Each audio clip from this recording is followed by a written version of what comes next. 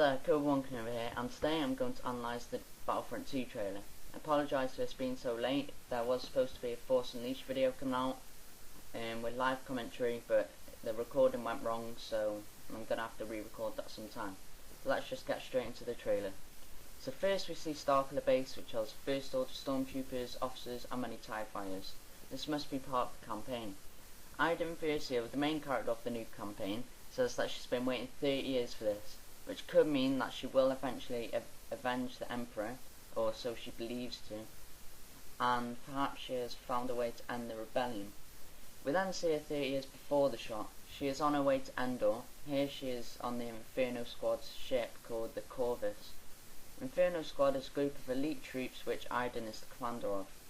There is also a book coming out about how the Inferno Squad met, which I believe is 3 years before the Battlefront 2 campaign. We already knew the title, however we didn't know what it's about and how it's about Battlefront 2. In the Corvus we see Iden's droid on her back. We also see Death Star troopers, stormtroopers and Imperial officers on the bridge. We then see the Corvus come out of hyperspace and we can see the second Death Star and many Star Destroyers. We then see what many people believe to be a Mon Calamari cruiser, which could actually be Admiral Akbar's Home 1. In the next shot we see Darth Vader's Super Star Destroyer and a better look at Endor. We then see a battle going on in Endor. In the shot we see 3 members of Inferno Squad. This could be that there is only 3 members in Inferno Squad, but I guess we have to wait and find out. One member of the squad is called Gideon Hask. This is a small theory of mine, but I believe that he'll betray Inferno Squad. This because on the Battlefront 2 website the campaign is described as a story of revenge, betrayal and redemption. The last time I heard the name Gideon was while playing COD Advanced Warfare. The character seemed to betray the main character, however he returned and never really was a traitor. But this is just a small theory of mine and probably is very unlikely. We then see how elite they are compared to stormtroopers, and even the scout troopers struggles to keep up with them. In the background we see Iden's droid zap a rebel to death. In some so-called leaked footage we see the droid open a door, so the droid seems to have loads of abilities and follow Iden around. We then see a sergeant with a black pauldron, so it could be possible that we'll see a return of pauldrons as a customization option in multiplayer. In the background of this shot we see an AT-ST, and there also appears to be one standing in the next shot. We then see a TIE fighter flying through the wreckage of the Death Star, and this is most likely Iden Versio, but you can't be sure. In the next scene we see the Imperial fleet go into hyperspace, and you can also see Star Destroyers, TIE fighters and even Imperial shuttles. The next shot is in Takodana, which is of course the planet we see in The Force Awakens. You can also see Maz's Castle barely in the background. However, this is not from the Force Awakens era, as the TIE fighters are Imperial. The Millennium Falcon also has its rectangular dish, as the old one was destroyed back in the attack of the second Death Star. This is still most likely part of the campaign. We then see a space battle which looks to be above Jakku. You can also see Y-Wings, which I'm hoping are playable in multiplayer. In the next shot we see Iden taking orders from his Sentinel droid.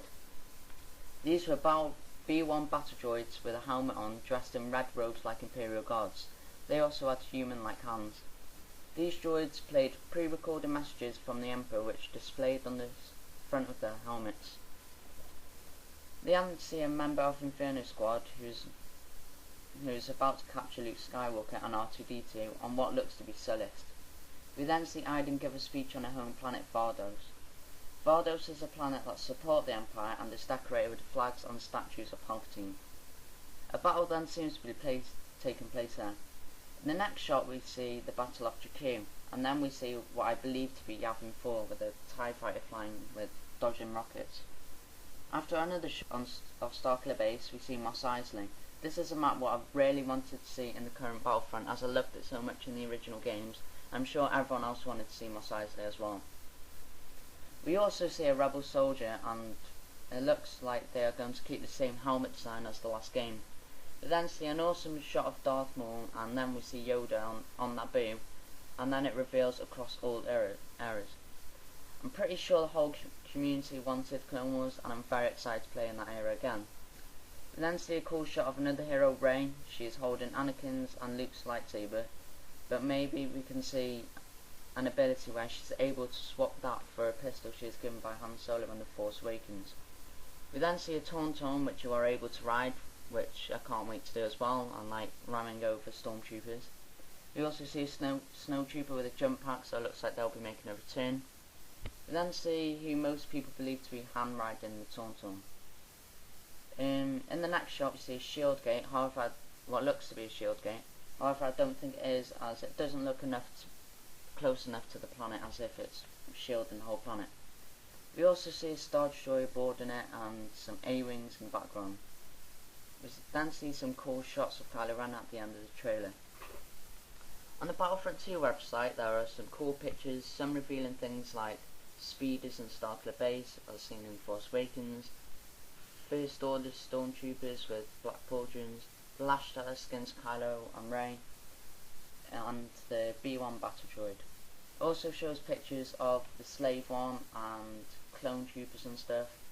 And we also see Obi-Wan's Starfire, so I believe that Obi-Wan and Jango Fett will be appearing in the game as heroes.